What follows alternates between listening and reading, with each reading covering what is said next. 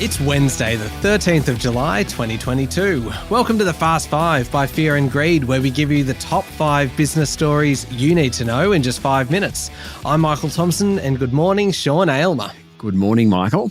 Sean, 5 stories to get through in 5 minutes. Story number 1's a big one. The party, it seems, is over for the buy now, pay later sector, with the Zipco-Sezzle merger abandoned and the valuation of Klarna dropping by about 85%.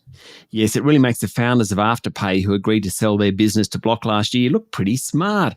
Yesterday, Zip said it would end its much-touted merger with ASX-listed rival Sezzle, blaming macroeconomic and market conditions.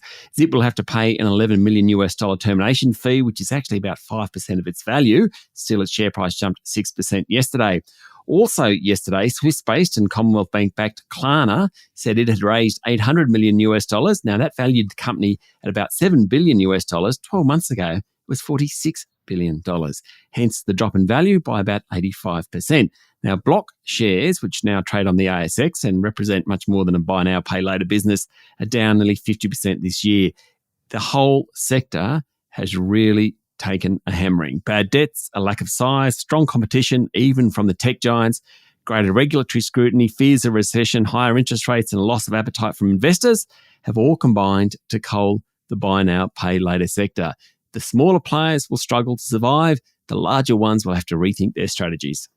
Sean, story number 2 today. There's been an energy crisis ever since Russia invaded Ukraine early in the year, and one of the industry's global leaders says he doesn't think it's going to end anytime soon. Yes, the International Energy Agency's Executive Director, Faith Burrell, was talking at the Sydney Energy Forum yesterday that was organised by the federal government. He said the energy crisis and costs are likely to worsen as the Northern Hemisphere winter approaches. He called the current situation the first global energy crisis. The solution, he said, is to diversify into renewables and reduce the reliance on China for several parts of the manufacturing process, particularly the solar panels.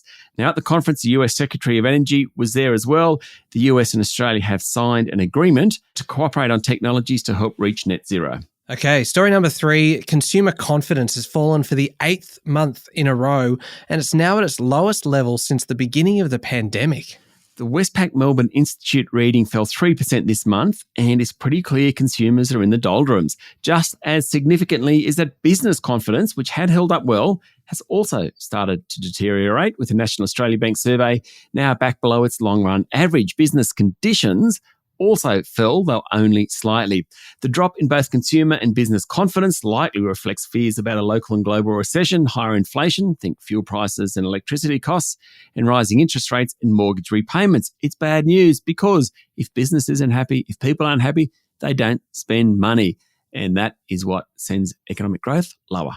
All right, story number 4. I love this one, Sean. Billionaire Atlassian co-founder Mike Cannon-Brookes and his wife Annie have purchased Dunk Island off Queensland's Mission Beach for $23.65 million. Kind of what you do when you're a billionaire, I suppose. The 147-hectare freehold property was purchased by companies associated with the Cannon-Brookes family. Mr. Cannon-Brookes is Australia's 3rd richest person, worth $27.8 billion, so, he can afford an island.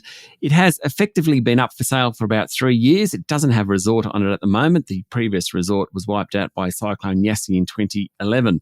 Now, Michael, an island really is the ultimate rich person's toy, I reckon. L'Oreal heiress Lillian Bettencourt, Richard Branson, media guru Ted Turner, and the Microsoft co-founder Paul Allen, what do they all have in common? They own an island. That's pretty incredible, isn't it? Yeah. To have that much wealth. Yeah, fairly lofty goal there. Last one, Sean. The global population grew by less than 1% in 2020 and 2021. The lowest rates, would you believe, since World War II. Yeah, and it's actually fertility rather than COVID to blame. In Europe, the total population actually fell during the coronavirus period, according to a United Nations report. The populations of 61 countries are forecast to decrease by at least 1% between now and 2050. And due to better healthcare, societies will age. The total number of people is expected to surpass 8 billion this year, and India is tipped to overtake China as the world's most populous nation. The population is forecast to keep growing till about 2080, and Africa, rather than Asia, is now driving population growth. All right, there we go. The top 5 business stories in 5 minutes. Thank you, Sean. Thank you, Michael. It's Wednesday, the 13th of July, 2022. Remember to hit follow on the podcast. And if 5 minutes isn't enough, you can find our longer daily show called Fear and Greed wherever you listen to podcasts. I'm Michael Thompson, and that was the Fast Five by Fear and Greed. Have a great day.